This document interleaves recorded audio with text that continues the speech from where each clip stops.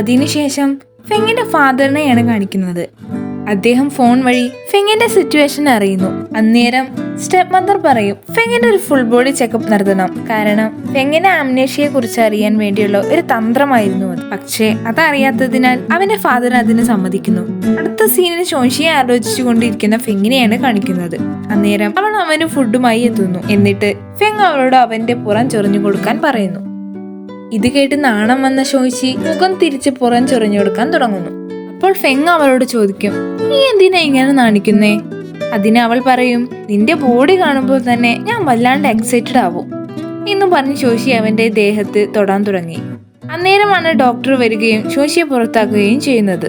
എന്നിട്ട് ഡോക്ടർക്കൊപ്പം വന്ന nurse ഫെങ്ങിന്റെ glucose ബോട്ടിലിൽ എന്തോ സിറിഞ്ച് ഉപയോഗിച്ച് കുത്തിവെക്കുന്നു. ഇത് കാരണം ഫെങ്ങിന് ഡിസ്കംഫോർട്ട് ആവാൻ തുടങ്ങും.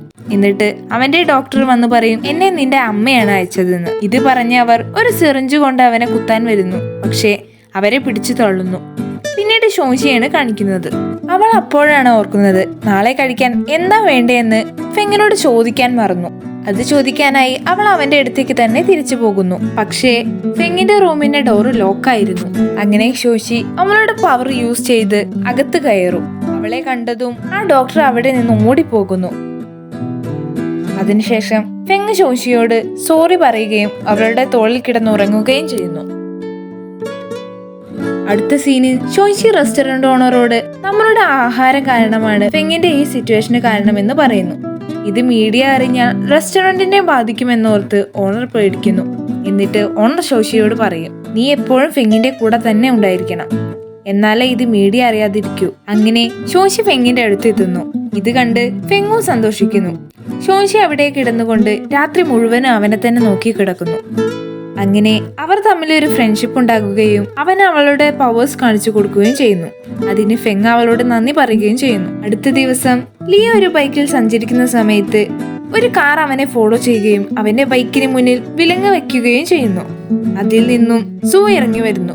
അവരുടെ സംസാരത്തിൽ നിന്ന് തന്നെ മനസ്സിലാക്കാം സൂ ഫെങ്ങുമായി ബന്ധം ഉണ്ടാക്കാൻ വേണ്ടി ലിയുമായി പ്രണയം നടിക്കുകയായിരുന്നു. അതേസമയം ഫെങ്ങിനെയും ഷോഷിയെയുമാണ് കാണിക്കുന്നത്.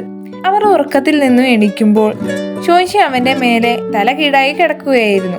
അവളെ ഒരു സ്വപ്നം കണ്ട് ഫെങ്ങിനെ ചവിട്ടി വീഴ്ത്തുന്നു. ഉറക്കമുണരുന്ന ഷോഷി ഫെങ്ങിന്റെ കൂടെയാണ് കിടന്നത് എന്ന് മനസ്സിലാക്കി അവളുടെ ബോഡിയെല്ലാം ചെക്ക് ചെയ്യാൻ തുടങ്ങുന്നു. കഴിഞ്ഞ രാത്രി അവൻ അവളെ ഒന്നും ചെയ്തിട്ടില്ല എന്ന് ഉറപ്പുവരുത്താൻ. ഇത് കണ്ട് ഫെങ് ചിരിക്കാൻ തുടങ്ങും. അതിനുശേഷം ഫെങ്ങിന് ഒരു കോള് വരികയും അവൻ കൂളാകുകയും ചെയ്യുന്നു.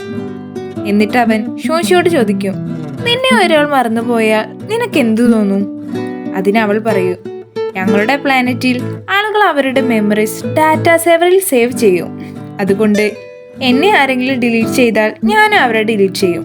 ഇത് കേട്ട ഫെങ് പറയും, ഇന്ന് വൈകുന്നേരത്തിനുള്ളിൽ ഞാൻ നിന്റെ അടുത്ത് എത്തിയില്ലെങ്കിൽ എന്റെ മെമ്മറീസും ഡിലീറ്റ് ആക്കിക്കൊള്ളാൻ.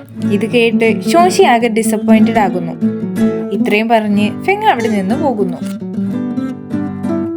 അപ്പോ അടുത്ത ഭാഗം അടുത്ത വീഡിയോയിൽ പറയാം. വീഡിയോ ഇഷ്ടപ്പെട്ട സബ്സ്ക്രൈബ് ചെയ്യാൻ മറക്കണ്ട.